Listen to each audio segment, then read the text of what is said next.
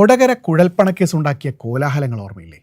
ആ നാണക്കേടിൽ നിന്ന് കര കയറുന്നതിന് മുൻപേ BJP കേരള ഘടകത്തിൽ ക്രമക്കേട് ആരോപണങ്ങളുടെ ഘോഷയാത്രയാണ്. ദിവസം ഒന്നു വീതം 3 നേരം എന്ന രീതിയിലാണ് പരാതികൾ ചോരുന്നത്. കഴിഞ്ഞ നിയമസഭാ തെരഞ്ഞെടുപ്പ് കാലത്ത് കൊടി മുതൽ തൊപ്പിയും ഷാളുകളും തോരണങ്ങളും വാങ്ങിയതിൽ വലിയ വെട്ടിപ്പ് നടന്നുവെന്നാണ് ആദ്യം ആരോപണമുയർന്നത്. പിന്നാലെ ശറപറ ആരോപണങ്ങളാണ്. വെട്ടിയതും തട്ടിയതും മുക്കിയതുമൊക്കെ സമയാസമയം പത്രക്കാർക്ക് ചോർന്ന് കിട്ടുകയാണ്. ഒടുക്കം കൊടിയിൽ തുടങ്ങി കട്ടൗട്ടിലൂടെ കയറി ഹോട്ടൽ മുറിയിൽ എത്തി നിൽക്കുകയാണ് ആരോപണങ്ങൾ. ദേശീയ ഓർഗനൈസിംഗ് സെക്രട്ടറി BL സന്തോഷിന് പാർട്ടിക്കുള്ളിൽ നിന്ന് തന്നെ പോയ കത്തുകളിലൊന്ന് കഴിഞ്ഞ ദിവസം ഇങ്ങനെ ചോർന്നിരുന്നു.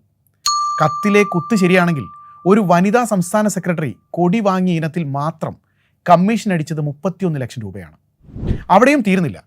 കേന്ദ്ര നേതൃത്വം എല്ലാ മണ്ഡലങ്ങൾക്കും സൗജന്യമായി കൊടുത്ത കൊടികൾക്ക് മണ്ഡലം കമ്മിറ്റികളിൽ നിന്ന് 2 ലക്ഷം രൂപ വീതം പിരിച്ചെടുത്ത മറ്റൊരു അപരൻ നേതാവുമുണ്ടത്രേ.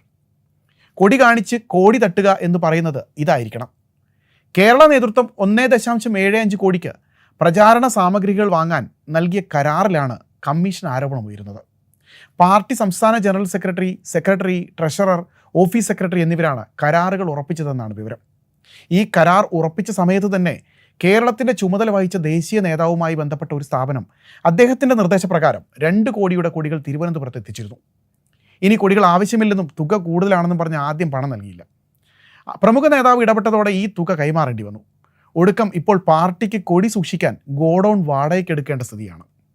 ഇതിനിടെ കൊടിയുടെ കരാറ് കിട്ടിയ ഉത്തരേന്ത്യൻ സ്ഥാപനത്തിൻ്റെ പ്രതിനിധി സംസ്ഥാനത്തെ പ്രമുഖ BJP നേതാവിന് കമ്മീഷൻ കൊടുത്തതായി പറയുന്ന പുതിയ ശബ്ദരേഖയും പുറത്തു വന്നിട്ടുണ്ട്. കൊടി തയ്യാറാക്കിയതിൻ്റെ മുഴുവൻ തുകയും പാർട്ടി നൽകും മുമ്പ് 31 ലക്ഷം രൂപ പാർട്ടി നേതാവിന് നൽകിയെന്നാണ് ശബ്ദരേഖ. ധാരണാപ്രകാരം കിട്ടാനുള്ള 4,65,000 രൂപയ്ക്കായി വിളിക്കുമ്പോൾ ആരും ഫോൺ എടുക്കുന്നില്ലെന്നാണ് ശബ്ദരേഖയിലെ സങ്കടം. പറഞ്ഞു വരുമ്പോൾ സർവത്ര പ്രശ്നമാണ്.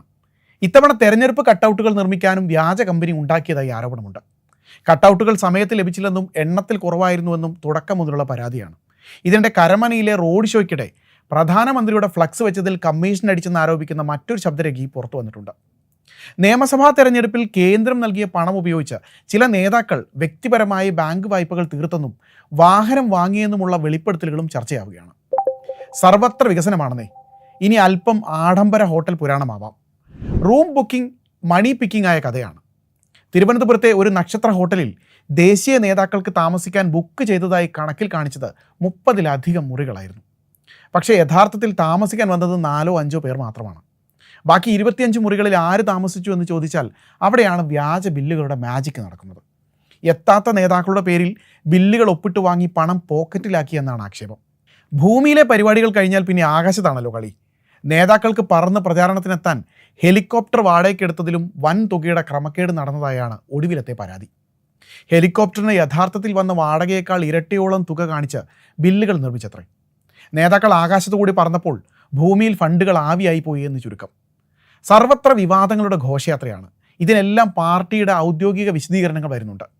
ഞങ്ങൾ കൊടി പിടിക്കാറേ ഉള്ളൂ, പണം പിടിക്കാറില്ല എന്നാണ് ഗൗരവത്തോടെയുള്ള ന്യായീകരണം.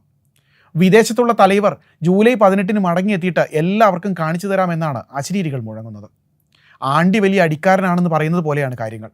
സർവ്വതും വ്യാജമാണെന്നും ഒന്നിനെയും വിശ്വസിച്ച് പോകരുതെന്നുമാണ് തലൈവർ പറയുന്നത്. വിശ്വസിച്ച് വിളിച്ചു പറയുന്നവരെ കോടതിയിൽ കുത്തിയിരുത്തുമെന്നും ഭീഷണിയുണ്ട്. ചോർന്നു വരുന്ന കത്തുകൾ കാണുമ്പോൾ ഒരു കാര്യം വ്യക്തമാണ്.